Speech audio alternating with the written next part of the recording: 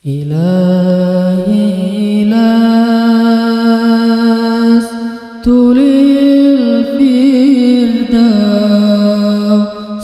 أعلى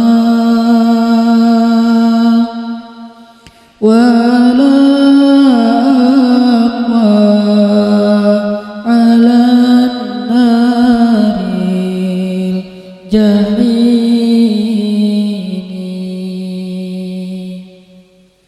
فهب لي توبة واغفر ذنوبي فإنك غافر الذنب العظيم.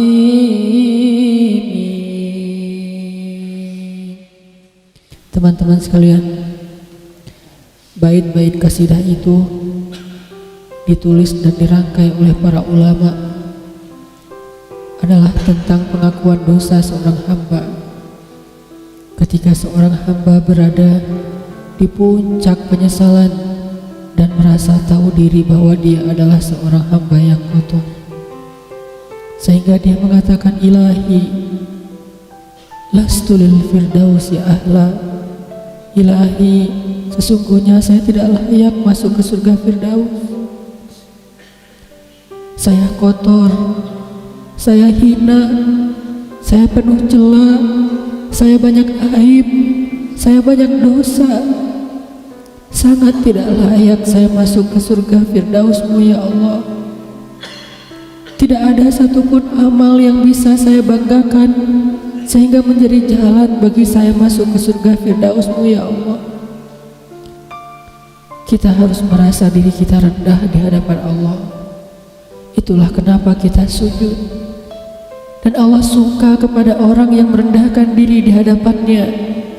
Itulah kenapa Allah suka kepada hamba yang bersujud. Seandainya pintu surga itu terbuka dengan kunci amal solih, saya tidak punya kuncinya ya Allah. Saya beramal solih tetapi belum layak untuk membuka pintu surga. Saya sholat, saya puasa, saya tarawih, saya sedekah, tapi semua itu belum cukup untuk membuka pintu surga karena keterbatasan amal solih saya.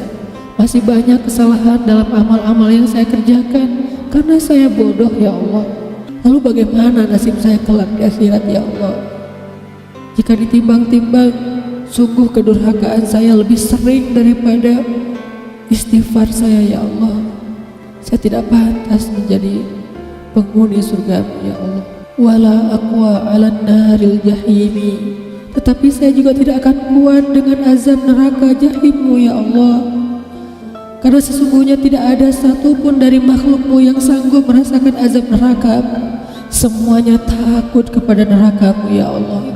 Jangankan 1 tahun, jangankan 1 bulan, jangankan 1 hari, sedetik pun tidak akan sanggup ya Allah.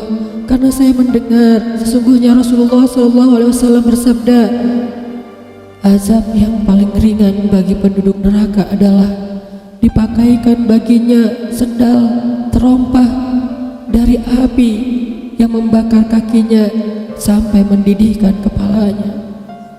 Itulah azab yang paling ringan di neraka untuk orang yang paling ringan berbuat dosa. Bagaimana dengan saya ya Allah? Dosa saya banyak, saya pernah durhaka kepada ibu bapak saya.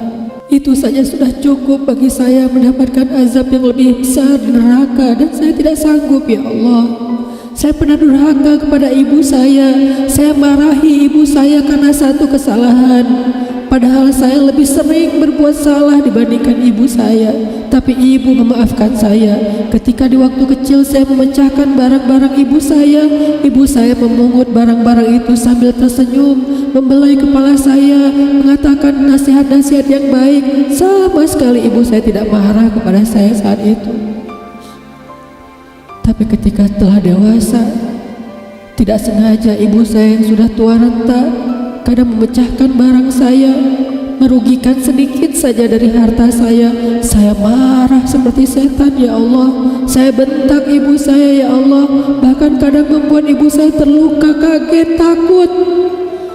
Pantaskah seorang ibu merasa takut terhadap anak yang dia kandung 9 bulan, yang dia lahirkan dengan taruhan nyawa, yang dia susui dengan darah dagingnya, yang dia didik, dia jaga, yang dia berjaga di malam hari tidak tertidur demi untuk menjaga anaknya dari seekor gigitan nyamuk? Pantaskah ibu merasa takut terhadap anaknya sendiri?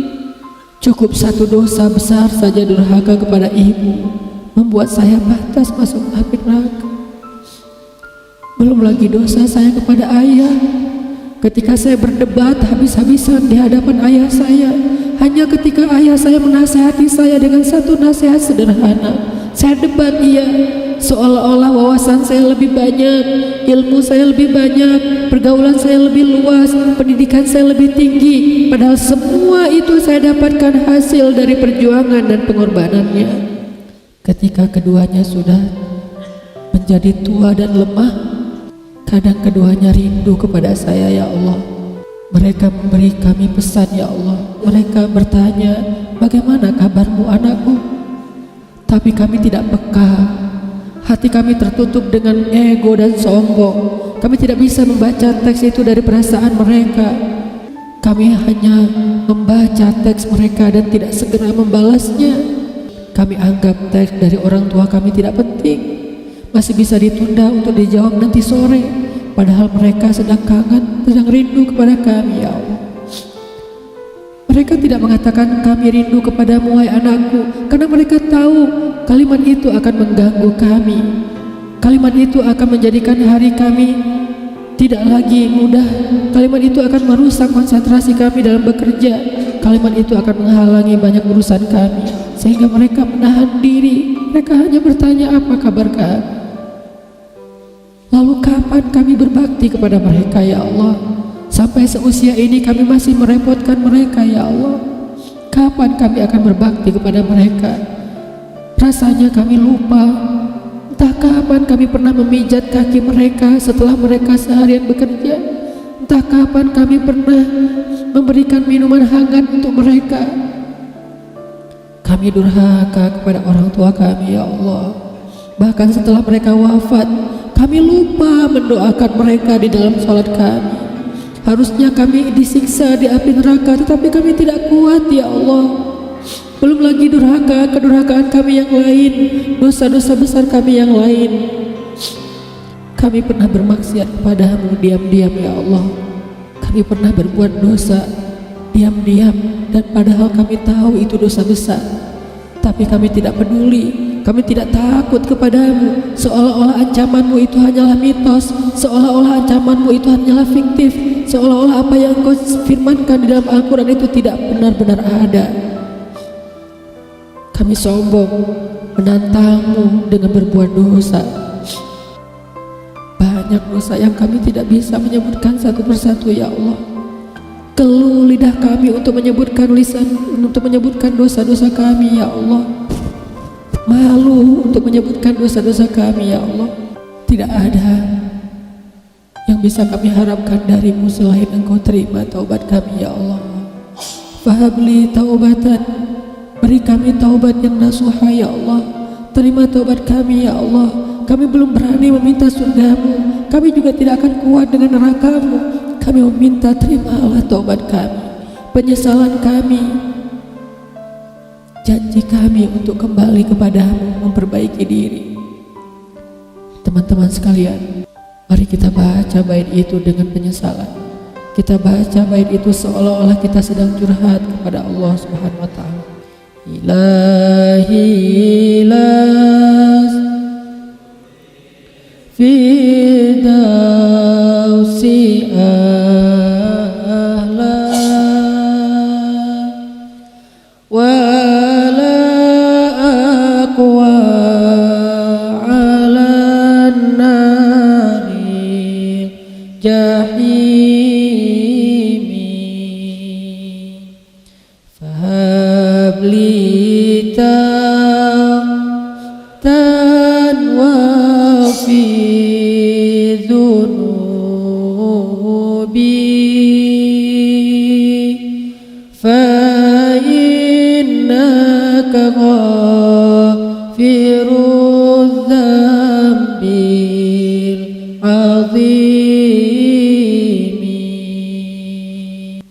فهب لي